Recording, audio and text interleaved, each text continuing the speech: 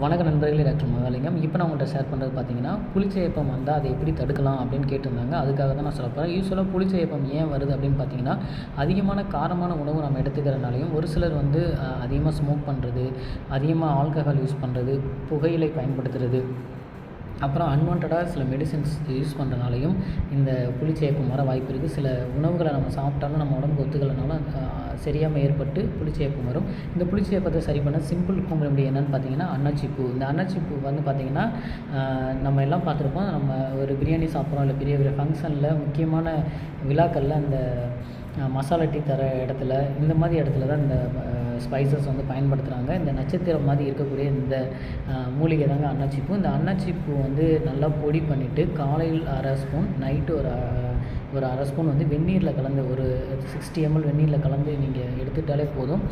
அந்த புளிச்ச ஏப்பம் வருது நின்றும். இந்த அன்னாச்சிப்பூவில் நிறைய மருத்துவ குணங்கள் இருக்குது. இதை பற்றி நான் அடுத்த இதில் ஷேர் பண்ணுறேன். இப்போ இந்த புளிச்ச ஏப்பத்துக்கு சிம்பிள் ரெமடியாக இந்த அன்னாச்சிப்பூ பயன்படுத்துங்கள். நன்றி நண்பர்களே.